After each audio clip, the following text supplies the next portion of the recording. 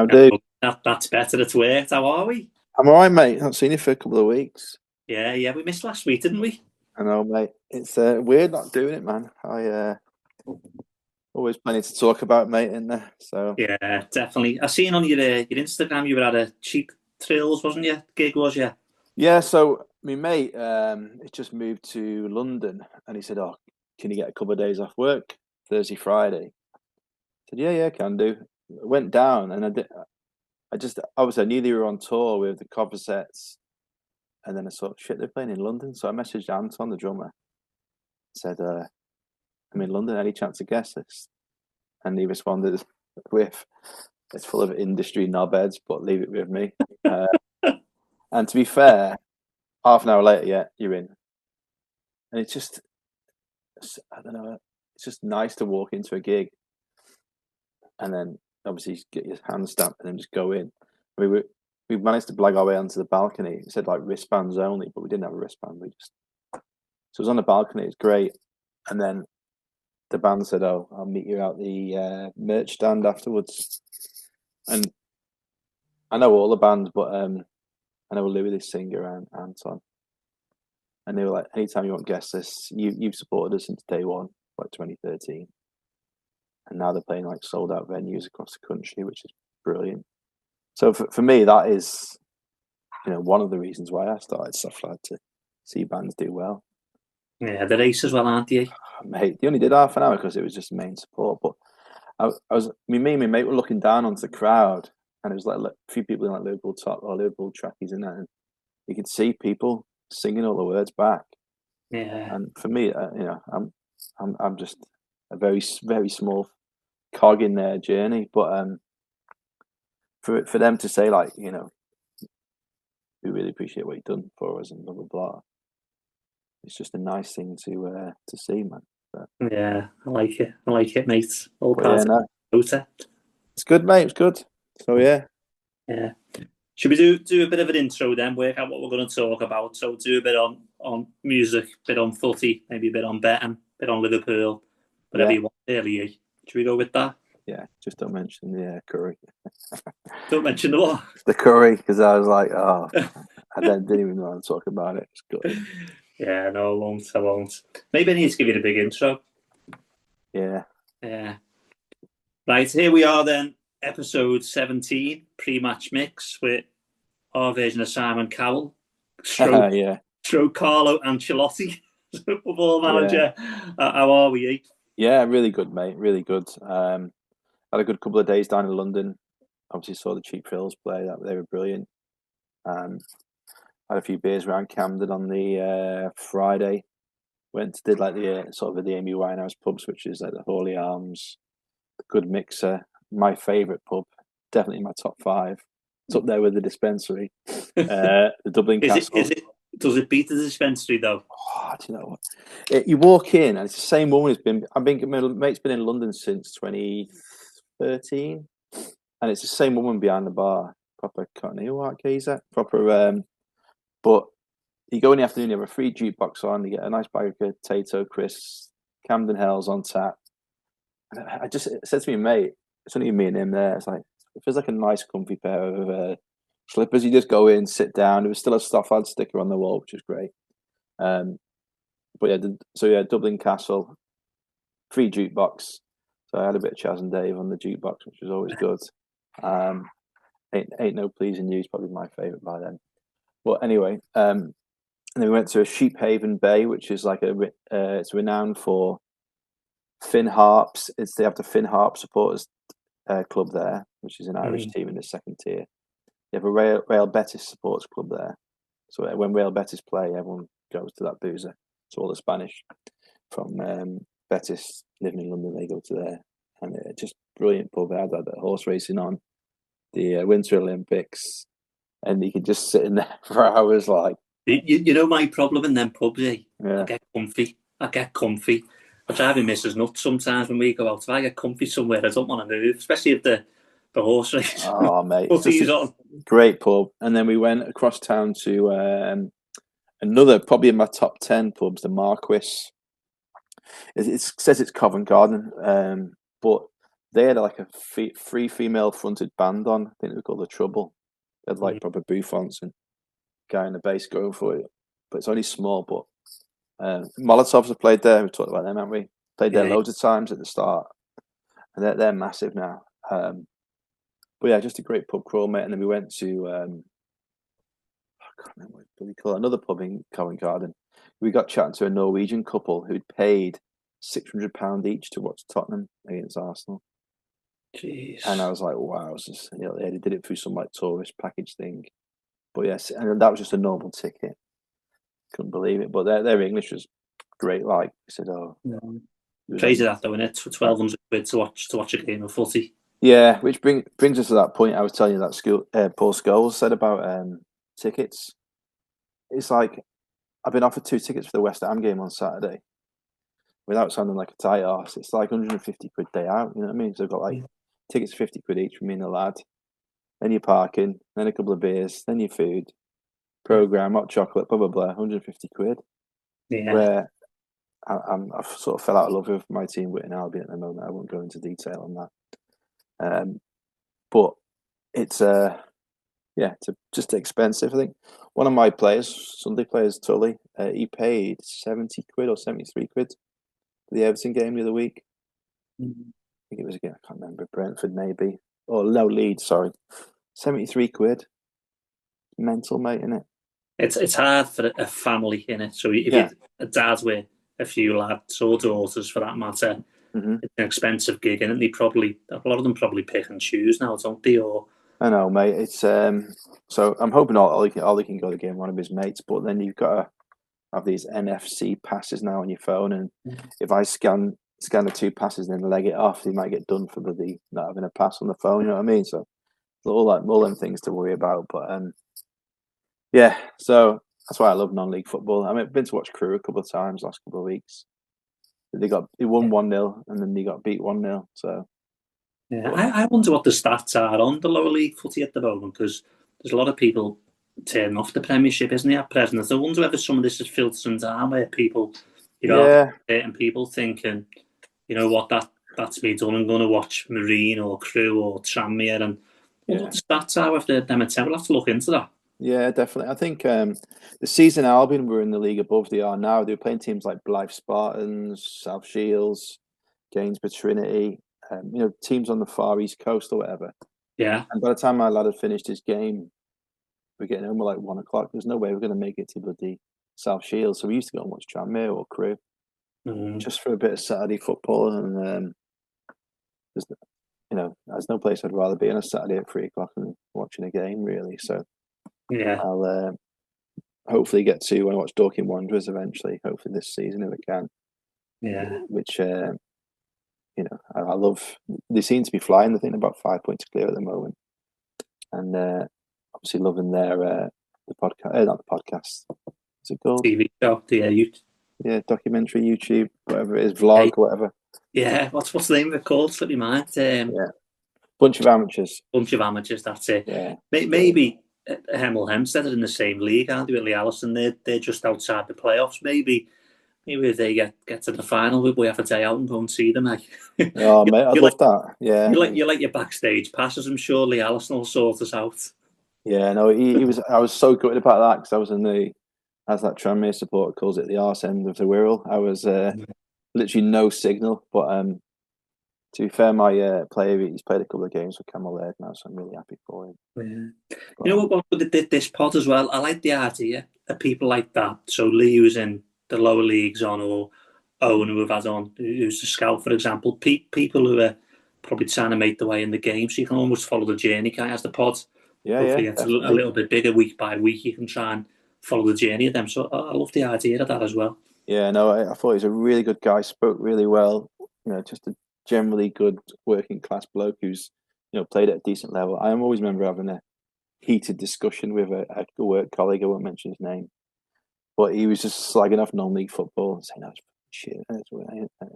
He goes to watch Man United every now and then, but said, "Have you ever actually been able to watch a game?" No. Well, how do you know it's shit? It's like he was comparing it to like Sunday League, and it's like it's nowhere near Sunday League. No. It's just if you have someone who's played non-league footy come and turn up for the Sunday League match, they stand out a million miles away, don't they? Yeah. I mean, we've got Jamal signed on for Brookie, and he's only played in like the odd 45 or the odd 20 minutes here and there. But his balance and his pace has just been, needed really. Yeah, you see it, don't you? See it straight away. He's big, and he's a great lad. We obviously have not seen you since we've won our quarter final. Honestly, there was times during that game I said to there's a lad called Jordan, but everyone calls him Crumbs. Don't know why they call him Crumbs. But he's injured with a dodgy back, so he's been like my number 2 for the last few months. I just said to him, I feel like I'm going to have a bloody heart attack here. It's like we were like hanging on. It was a game of like a bit like back in 2, we got a penalty. He scored, and then they scored a pretty decent goal. Then they got a corner just before half time. It was a proper killer blow. And then it's like, oh shit. And then Mikey, who's our top scorer, I think he's on like nearly 30 goals, rinsed this guy on the edge of the box and just fucking pearled it round and like in the corner. Honestly, mate, celebrations to make it 2-2. And I'm thinking, well, it's going to go to pens here. We'll take pens.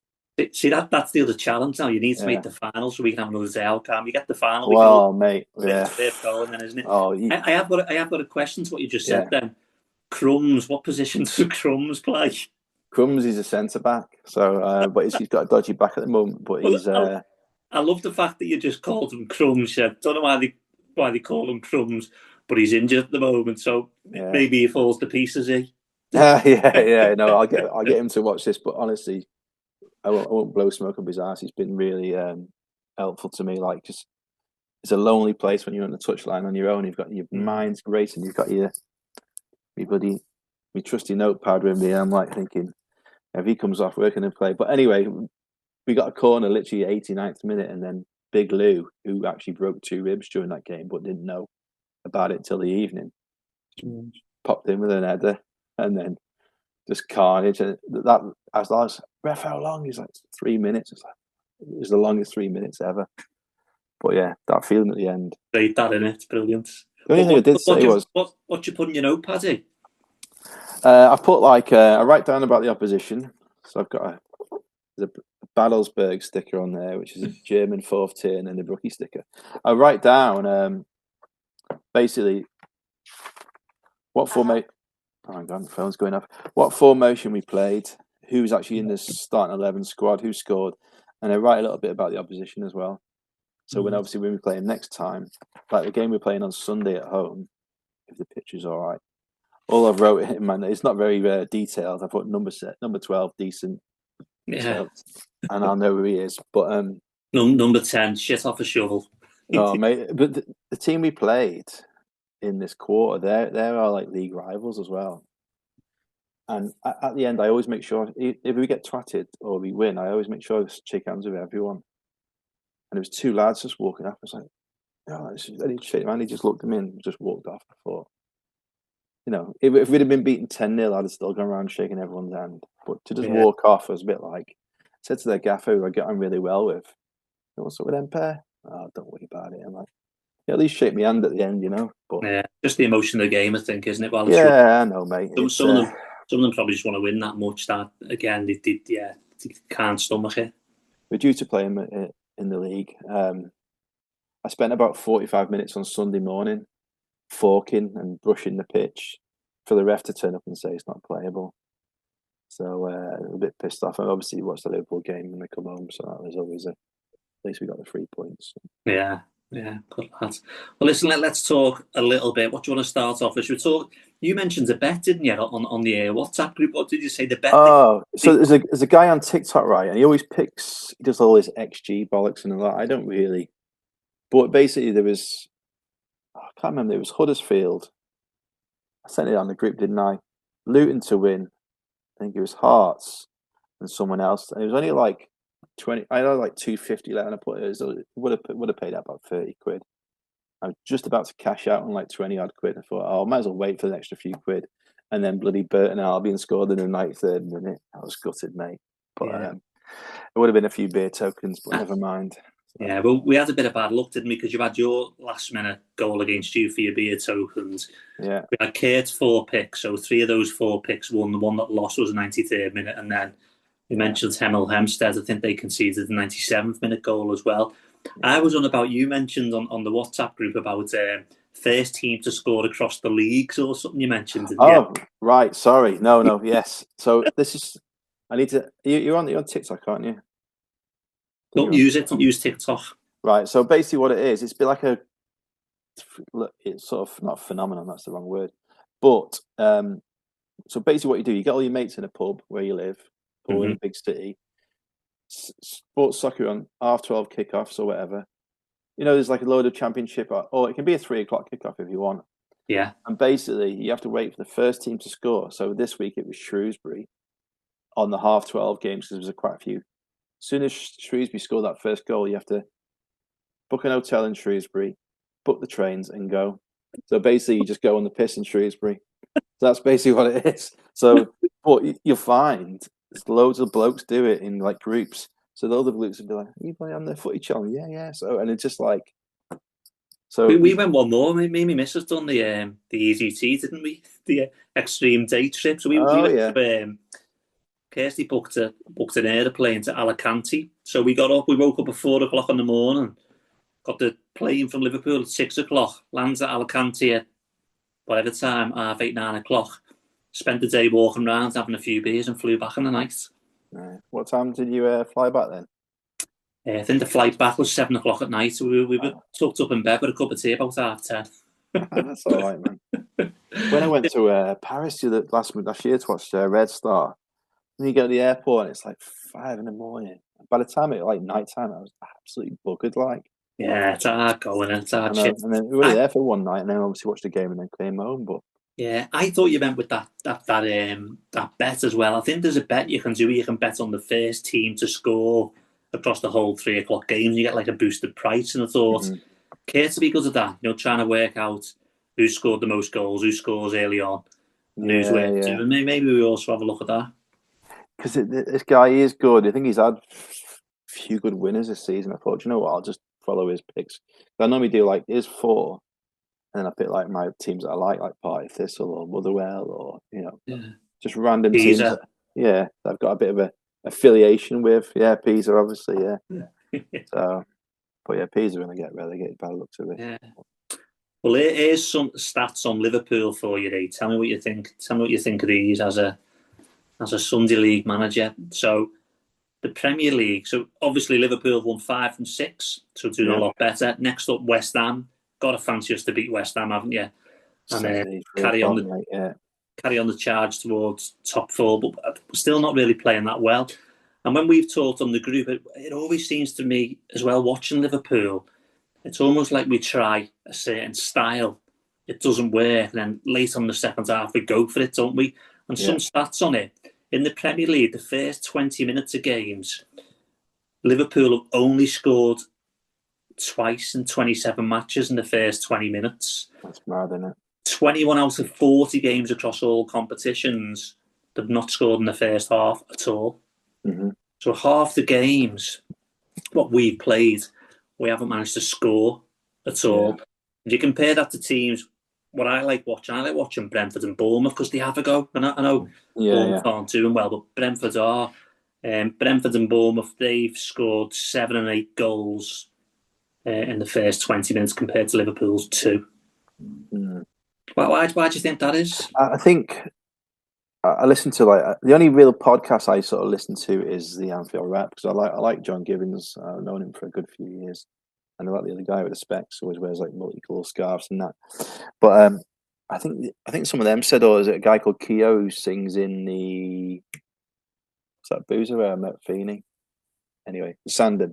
He sings in there before the game, but he does the Anfield Rap, and I think you were just saying he was so just cautious, very cautious play, isn't it? It's like they don't want to go for it. Whereas a Klopp team, as he used to call it, heavy metal football, he'd rather win like that Norwich game 5-4 when his glasses got bloody broke. I was in Berlin that weekend, but anyway, he, I just go for it, man.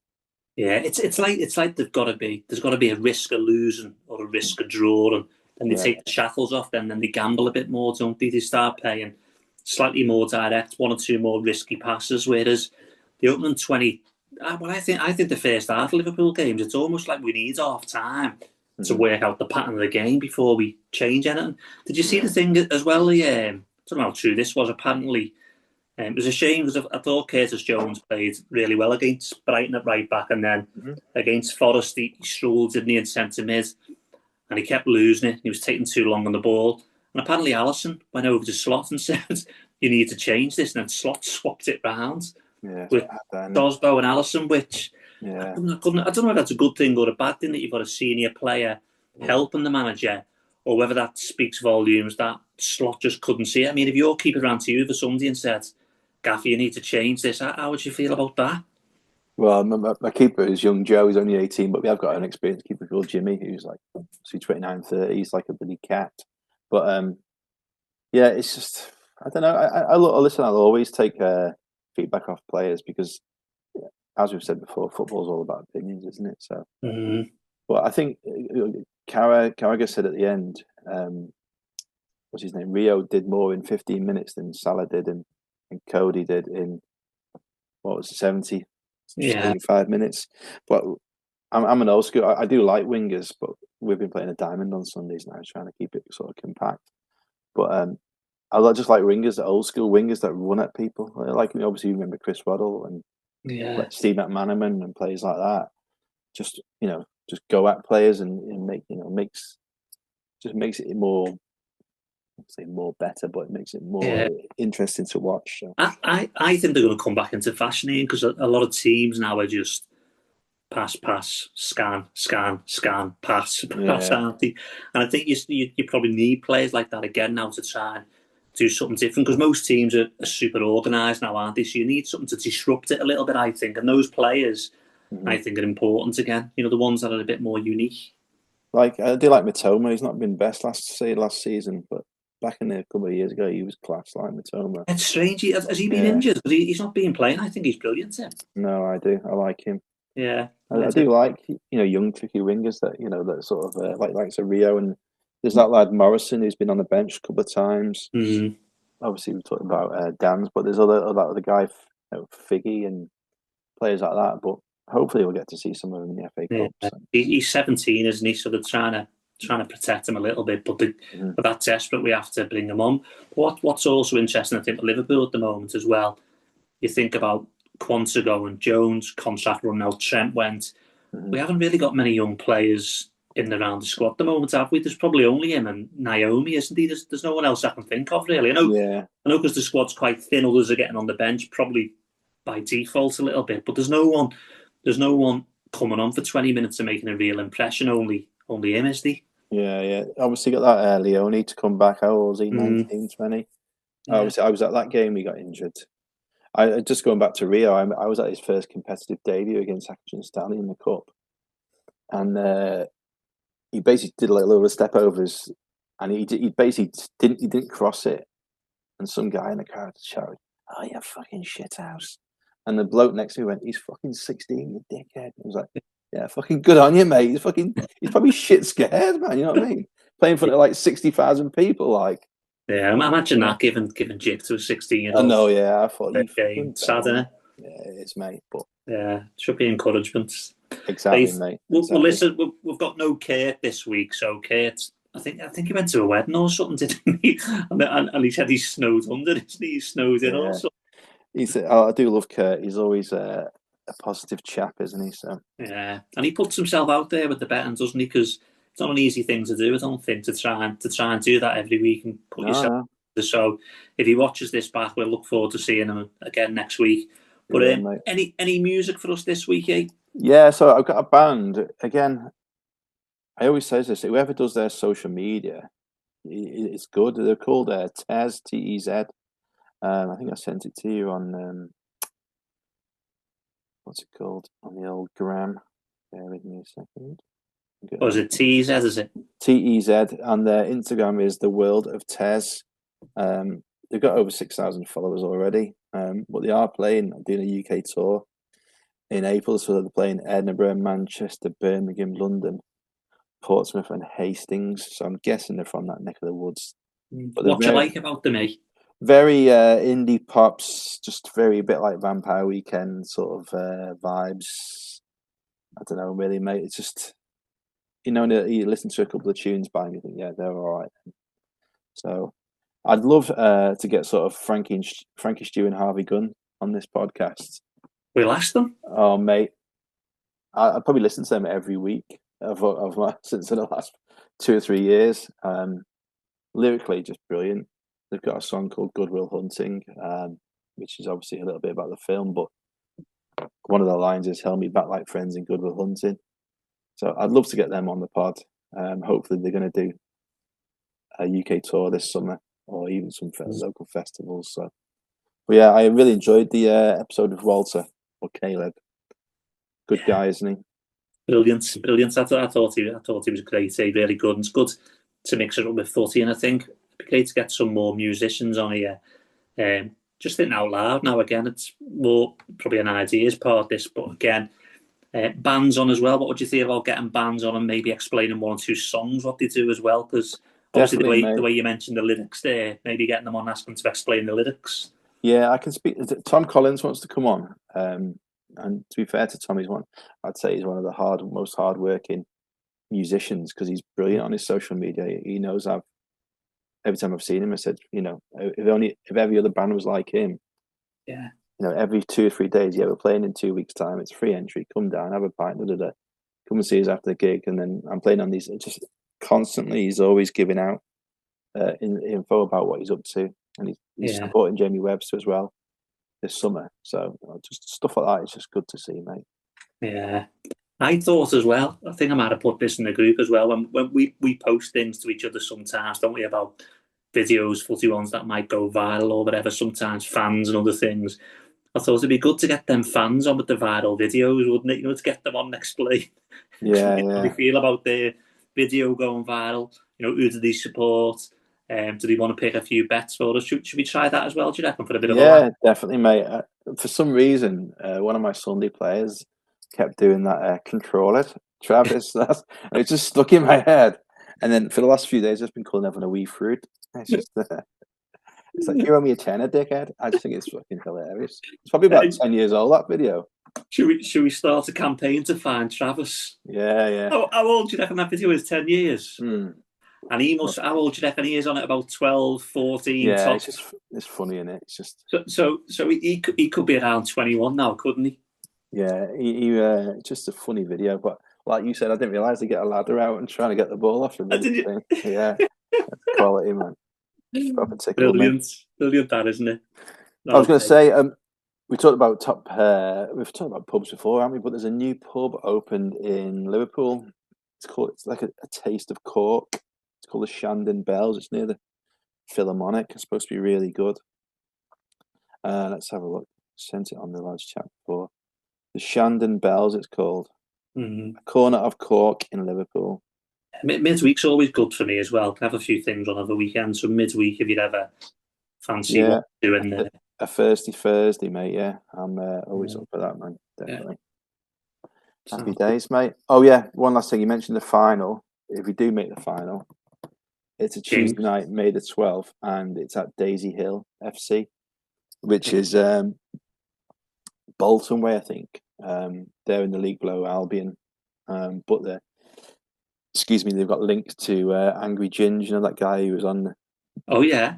So he might be there. I don't know, but I'd imagine he would be then, wouldn't he? Yeah, I think he's involved, or he's a shareholder. He's put some money into the club. Yeah. In fact, they had Steve Bracknell down there. I think it was pre-season or start of the season, doing some like podcasting or whatever he does. We need to draw straws for the designated driver, don't we? God, yeah. Well, if we get to the final, mate, there'll be a coach. Yeah, we'll pick you up on the way, mate. Pick me up from Liverpool, then, yeah. It'd be like the Jolly Boys outing from Only Fools and Horses. Yeah. Margate. Oh, mate, that's the best episode ever, isn't it? Yeah, brilliant, isn't it? I absolutely love it, mate. So good. Yeah. Oh, well, listen, we've got our band for this week anyway, haven't we? So we'll put that on the Instagram as well. A little bit of footy chat, but we'll probably post some bets if Kurt turns up from us wherever he is, stuck in the snow somewhere. We'll get the bets and we'll post that as well, mate? Have you been watching? Have you been following the Scottish Prem? None of it. No. I Uh, think Rangers have had a bit of a revival, and Celtic haven't, because otherwise, yeah, got Hearts. The fellow who owns Brighton looks after Hearts, doesn't he now? I didn't know that. I know they'd had some new investment, but Yeah, I uh, think what happened, Ian, is, and again, I could be wrong because I don't follow it. I think what happened is he took over Hart, and the models what he uses at Brighton to buy the players and the success what they've had. I think he's implemented some of those models right. into Hart as well. So all of a sudden, Hearts have caught Rangers and Celtic up in the blink of an eye. And I think we'd have to Google it, but I think that's why. Right. So basically, Hearts are top on 60 points, played 28. Rangers are in second on 56 points, 28. And then Celtic are on 54 points on 27 games. So if they win their game in hand, Celtic they go 3 points behind Hearts. But Motherwell, who I've been to watch 3 times now, their manager's been touted for the Celtic job. And he was spotted sat next to John Collins last week at the Celtic game, which didn't go down too well. But again, he speaks very well. I always like listening to his post-match interviews and just try and get a very small bit of info from him. But yeah, May the 12th, if we get to the final, mate. Yeah, I'm just trying to wrap my brains for the year. Is it Tony Bloomfield, Tony Bloom, something like Could that? be, mate. Could be. Like manager, I thought chairman. I'd have to Google it. Yeah, there you go. I've just Googled it. Hard boosted by Tony Bloom's data-driven influence are suddenly pushing Celtic and Rangers. That was 2 months ago on an Instagram post, so it is him, yeah. Fair enough. I've never heard. I just knew they had what's it called? I knew they had investors, but I just didn't know it was the Brighton one. So There you go. So Bloom acquired a 29% stake in Hearts over the summer. The club uses his Jamestown analytics model to sign players. love that. They interviewed Graham Potter at the weekend, and he reeled off like a load of players, like the what's the geezer with the barnet curly hair, Cucurella. Mm-hmm. They reeled off about 7 or 8 players that have all these signed for like 2.5, 5 mil, 7 mil, like Casido, and players like that who've just gone on to like be better players. So the model is brilliant, like. So. Yeah, they made a fortune off them as well, haven't they? I know, yeah. That's why I like Brighton. Maybe because they're called Albion as well. So here's a question for you: is Cucurella the new Robbie Savage? yeah. I don't like him. he seems to upset everyone, doesn't he? I know, yeah. But when Albion played at Macclesfield in the FA Cup the season before that, Savage was getting the abuse of everyone, like obviously the Albion supporters. Yeah. But to be fair, he takes it, doesn't he? He does. I've seen a few bits with him. He seems like a decent enough fella, so fair play to him. But yeah, no, we'll sort of Thursday night out in if that's good for you, mate. Yeah, definitely. Listen, good catch up. I know short notice, only the two of us as well, so brilliant. And yeah, we'll see you again next week, mate. Nice one. Hope the brookie. See you later, mate. See you later. See you, mate.